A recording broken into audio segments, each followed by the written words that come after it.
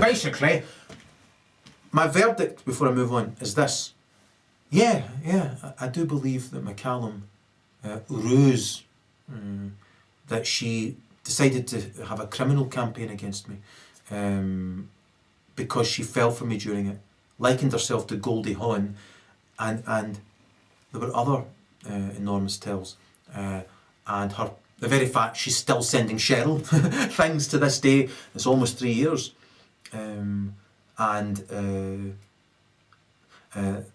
Basically, I believe she genuinely wishes she could turn back the clock, and that I would have dominated her sooner when I was trying to be Christ-like and compassionate and loving. And when I eventually did put my foot down, it was as though she was on the other end of a loose floorboard. She literally flew through the fucking air, you know, and she was ready for war. I just wanted her to get to fuck, you know. But I genuinely cared about her. You know, it's just, I have self-respect and self-confidence. So, these things are indefectible in me 100% of the time. You know, a good night's sleep, I wake up and fuck you, you know. I can take you all in, and that's what I had to do. So, she put this thing up where, you know, boom, I know I stand in line, but do, and it was to tell me, she put up another tell, that she was going to let me know that she was going to have me arrested, right? And so I sensed this, and I was sitting there thinking to myself, what if she tells the filth that I've raped her? Because she said I was going to be Tim Robbins in Shawshank Redemption. Shite movie. I think I'm the only person on earth thinks that's a shite movie. Right? And she said it'd be impossible for me to explain to them that she was essentially the White Rabbit in the Holy Grail by Monty Python. Right? And this was important to her. And so I should just, you know, let her move to the criminal aspect of her campaign overtly, behind which she actually wanted me to marry her, have a child with her, and then for her to dump the child with me, I think. She had all these different mad thoughts, but actually the vast majority of females have these exact same thoughts. They actually see males as being a baby-making cash machine. And that's the way they're groomed by these paedophiles who know that that's self-destruction to see men that way. Because men, 30% of men are your saviour. An additional 30% can be saved themselves by love. And people are meant to complement one another. A third are meant to be culled, for real. Your ancestors used to cull them themselves when they self-governed. They would take them to a river, drown them, or burn them. That was fine. However, that's been factored out to the paedophile ring of these invading spastics. And the point is, so they want them in your life to abuse you. You know, they want a growing number of kids who grow up to be abusive themselves because they were abused.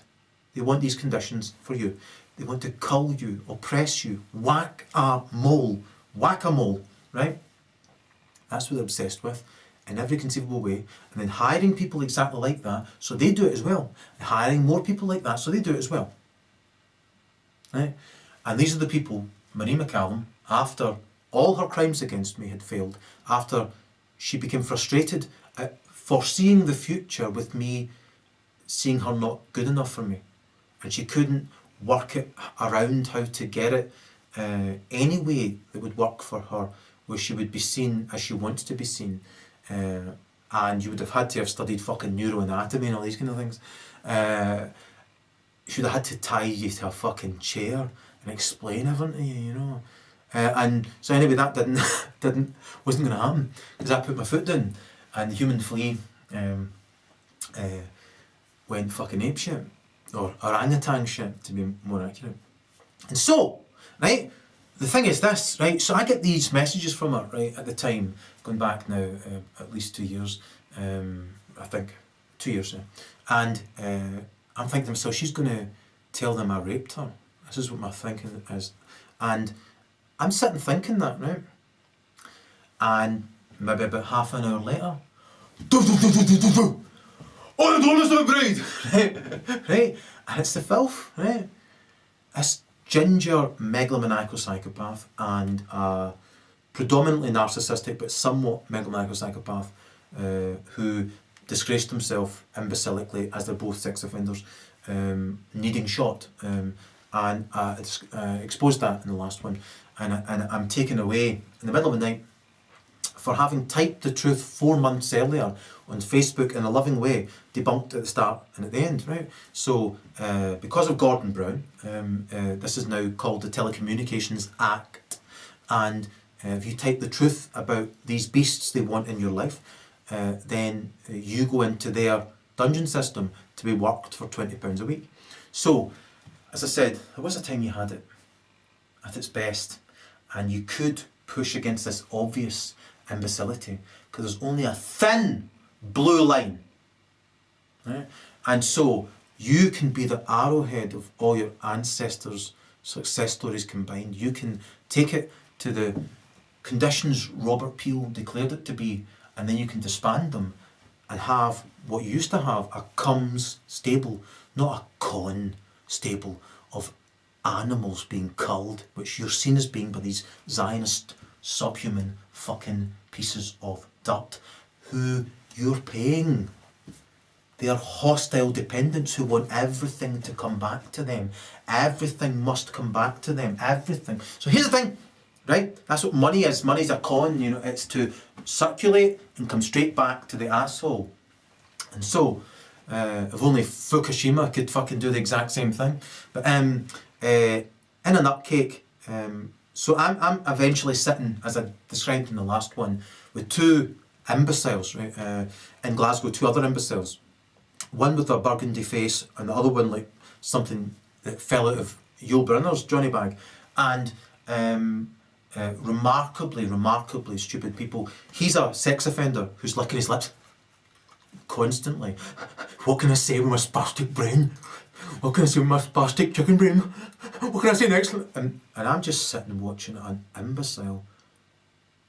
I still wasn't fully cognizant that he's a sex offender who's masturbating in front of me.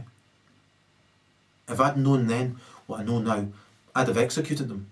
I'll show you how to do that in Erol and Killing, but literally, see if you put one on top of the other, they wouldn't have been the same height as me.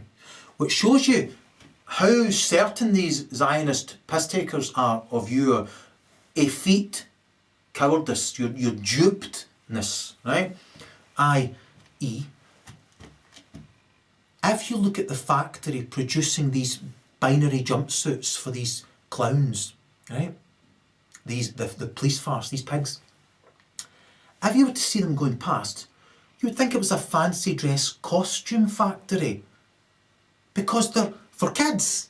Because they're all about that fucking height now, right? You would see these uniforms and think, what? Right? Kick the fucking shit out of them.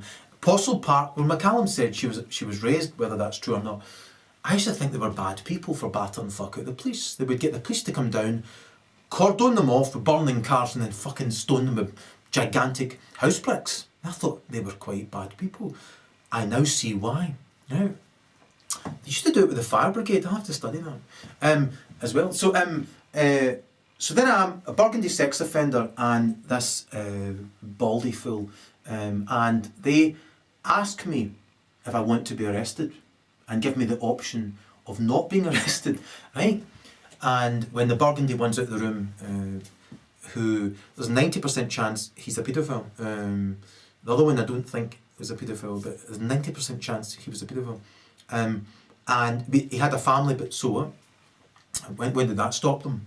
And like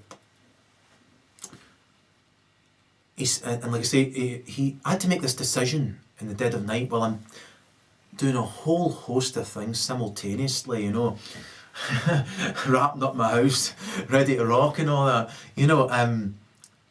before all that, I'm running a business, I'm raising money for charity, I'm trying to save this kid's life in Africa and India. I'm doing all these different types of things, working locally, nationally and globally for charity, running a successful business, several other businesses, and trying to evolve all these different things.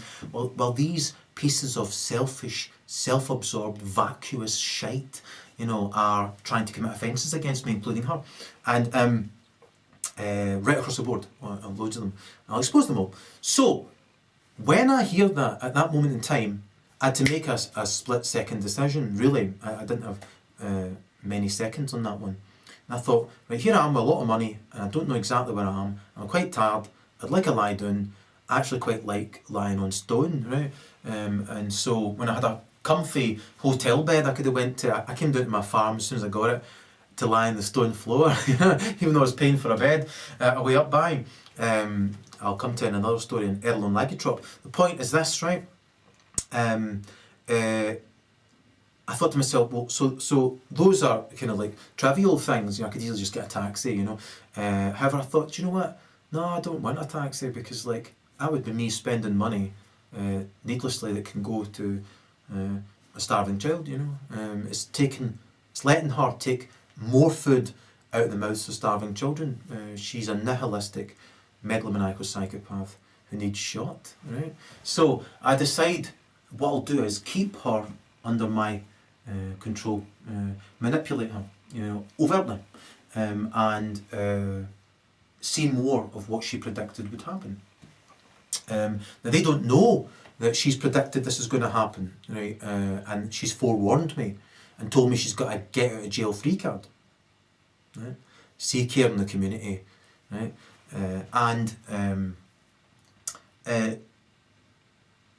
Man, the community. And it's obviously the opposite of caring for divided and conquered stables you're paying through the nose to stay in. What I'm pointing out is, so I had that decision to make, and I thought, well, if I let myself get arrested, she's got to appear in court where I can have her, and out her. And until then, perhaps she won't continue killing like she's sent me lots of things saying she would. Lots of clues saying she's going to keep on killing unless I allow her to reseduce me and these kind of things. But always on the verge of, you almost get the painted dinner plate, and it's like, shit, no, I couldn't fall for something like that. However, aspects of her, as I've said, I've concluded, definitely wanted to be in a relationship with me, and to this day, I believe she genuinely wants to be in a relationship with me. It's just she knows, to use a line from one of my songs, a title, she's fit for fuck all, and she knows she would fuck up such an encounter one way or the other, and so she doesn't want to face her limitations and so on and so forth, so she's just wanting me to choose to feel how it feels to be her missing me. But I haven't fucking contacted her in 3 years. Right? So we turned to Cheryl, and Cheryl said that before, just 2 days ago, she said that she's been getting non-stop messages from McCallum, right? Non-stop. I mean, what? Non-stop? She's never sent me non-stop shit. What the fuck she sent you non-stop shit for? Because there's things in there that, like I say, predicting what's going to happen fucking next, because she sees these things, and which I'm saying, she's your fucking queen, like Elizabeth I. She sees these things in advance, and she can read these tells and stuff like that. Well, she can recognise their own, and I read tells, and people find it hard to read me. I see them. So, in a nut cake. Right, what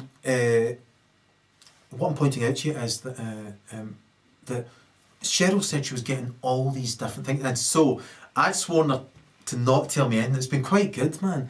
The fact that I don't get emails from anybody at all. I just get emails from Cheryl if I've said somebody can forward me something, right? McCallum is quite sneaky, in so much as she'll, contact you in disguise and that kind of thing. I'm expecting 25 years from now to be standing at a bus stop and fucking somebody who looks like Peter Sellers out the fucking Pink Panther standing there with a moustache on. You ain't seen me. Right, and eventually peels it off and says to me, "You're dumped, by the way." I mean, so, right, however she's feeling, she wants you to choose to feel that way. It's transference, it's actually evil. And so, it would just make me laugh and put her up the arse, you know. But the point is this, so Cheryl asked me a couple of days ago if I want to know what we'd agreed on that she wouldn't tell me about. A better one, slightly better one. And so I said that to not tell me from the get-go, from the last video, and so that McCallum wouldn't know that I wouldn't be getting anything, and so Cheryl would see, right? And to see if, you know, to be absolutist in my thinking.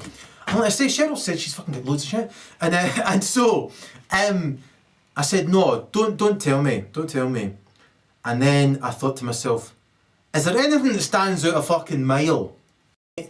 And she said, yeah. She said, when you do something new on the internet, she seems to fucking know about it, right? And I sensed that, right? And noticed that, and she said, the thing that stood out initially was a vague thing. She said, I wasn't sure about it for a while, and I know how she feels. She said, and eventually I thought, nah, that's definitely from her. And she asked me this question, right? Do twins mean anything? right. And then she told me about that one, and that was ages ago. It was about at least a month ago. And she told me about the other one, which was, she said, I'd told her about one in the past, and she said, one you've told me about in the past seems to have appeared again. And she said, she's sitting in what looks like one of your fields on my farm. I said, and she's wearing jeans that look a little bit too short, and it's somebody who looks really like her facially, and she's got blonde hair. She says, no, red hair. And I'm tempted as fuck to log into my thing and go, did she not have fucking blonde hair in that? You know, and what it's implying though, if you look into it, is it's got 4 lead fucking clovers, and it's a Turkish prostitute site. She's been sending loads of Turkish prostitute shite since day one, but and you're supposed to go, oh no, I'm gaslighted. And, you know, it's just transference, right? And the point is, the movie Gaslighting, it might be worth seeing it, right? It's ambient abuse, right? It's very important. It's what they're killing you with, what they're culling you and you're stable with. Ambient abuse, increasing levels of abuse you get used to. Ambient abuse. So the point is this, right? You keep saying the point is this and you never finishes anything you say. Your mum's a darkie! It's actually my old man's a darkie, sorry. So, right, here's the thing, right? Hold on, I need to, no, Holy Spirit's trying to get a hold of me. Right, here's the thing, right? So, before I get swept away, you need to see, what she means is, I would like to be sitting in your field, what do you think about that? Contact me so I can put the phone down on you and say you're dafty. But she's also implying, I'm going to do something with the police force to get your farm off you. And there's a bit of evidence. Whenever she sent me anything, I just looked at it for a split second, put it in the evidence folder, and that's it, right? And Cheryl went into it, and she quite amazed me. She said, there's thousands and thousands in there. Right? Until she said that, in my mind, I had no figure on it, right? Thousands and thousands and thousands of mail that she sent me, right? And like 2 days ago, Michelle's been really busy, right? You know, and she's doing brilliantly. And basically, she is landing on one toe again somewhere in the Champs-Elysees. She's been saying it's been constant. And like I say, sometimes she's in disguise, so maybe sometimes I have fucking written to her, but it's like, see, I get written to by a lot of people, right? And so I don't let on when I believe it's her, right? And I say I'm absolutely certain it's her. I can't let on because it's usually she's configured it in such a way where she hopes you feel a berk by imagining it's her, and so therefore you're saying to somebody who might not be her, "Oh no, it's you, you cow," you know. But there's usually a dead giveaway. However, let's say Cheryl takes care of everything, and although I still have a few social experiments I'm doing, and those people come through, and other people come through who are like preordained, as it were, pre-approved rather. And all I'm pointing out is that she takes care of everything. So she told me she's been receiving loads of stuff, and she is attuned to it, and she doesn't doubt herself by any stretch of imagination. But I don't know what it is, because that's all I would let her tell me. When she told me she saw that, and then she recognised that, I kind of lost track of what I told her really. And I remembered after she said that I'd told her about this one, because it was just before Celtic won the league, and she sent me that exact image of her in that field, and my old Hotmail account used to automatically translate Turkish into English whenever it felt like it, and I never asked it to or set it up for that, and it translated into telling me that Celtic were going to win the league the next day, and that's in the evidence folder with these thousands of others. And so, and it's four-leaved clovers. Why would a Turkish prostitute website be sending me a message saying Celtic are going to win the league tomorrow, four-leaf clovers, where somebody who looks identical to her sitting in a field that looks identical to one of my fields? But like I say, you know, the ginger, I would have liked to, I'm not going to look, but it would be funny as fuck to see, were the previous ones blonde? Is this one ginger? I believe it is. But my point being, people might not even understand what the fuck I'm saying, but the point being, these are the kind of things they do, hoping to gaslight you. But if you look within it all, although it's a sinister cunt, you know, who sees himself as being a bully, has no self-awareness, so therefore fucking doesn't realise what a despicable cunt they truly are. And when they get a whiff of that, once again, they just want to disown it and pretend it's you who's the thing that they are. As I'm saying, through it all, from X amount of the time, but in person, funnily enough, she exhibited a hellish character, you know, and then she would degenerate into her true self, but then try and hide that, because they, I think, are truly ashamed of their true self, really, or easily humiliated. And I think there's nothing better for you and your morality and your sensitivity than to sit with a hypersensitive hypocrite who's a homicidal psychopath. I think that's the finishing, that honing of your morality and sensitivity. To sit with somebody like that, you realise, fuck me, man, I'm not as moral as I thought I was, you know, like, because, you know, I should be more moral, I should be more sensitive, but not in a way that they're hoping you'll fall for, like losing boundary control so they can get off, sex offend against you, and then try and cause you brain damage. I just mean a hypocrite who expects you to be sensitive to the nth degree, and moral without fault when they are morally insane and what you would call it criminally insane. It just better helps you hone everything on that level, you know, where you may well not have appropriate boundary control, but you never felt you needed it because you're strong as fuck, you know what I mean? You're big-hearted and you're compassionate. However, what it shows you is that's not necessary, really, for the vast majority of people. That's necessary for the kids whose lives I save in Ethiopia. Probably some of the most beautiful people on earth, unsurprisingly genocided routinely. Right? The most human people. Of all the kids I saved, you know, and continue to, Ethiopia is really where the heart is, really. And Eritrea. And so that's where I would like to go next. After I want to live on a mountain. So I genuinely do want to live on a mountain, you know.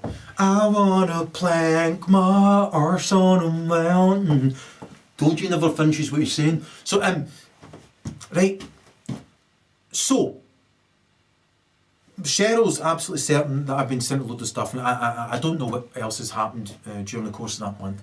That's all she sent me, and basically I'd already concluded about twins and paranoid schizophrenia, but it was just like, it could tell me more about her story because of the tells that I remember from that time. However, that story's finished now, right?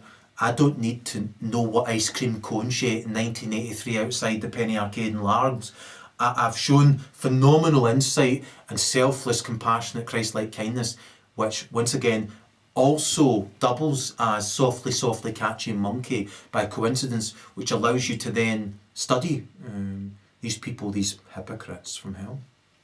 And they show you their true self and their bogus excuse for the pleasure they get from trying to destroy other people's lives.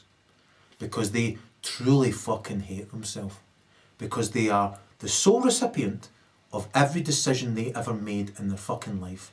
And the moral of the universe, which they can't see as they're mind-blind bastards, morally insane, they've got no moral componentry to help guide them, it's channeled into their life. And no matter how many times she's been punished throughout the course of her life for the bad she's done to other people, she'll still try and find other excuses to pretend, you know, that it's just bad luck. Constant bad luck throughout the course of her life, excoriating her and punishing her for eternity.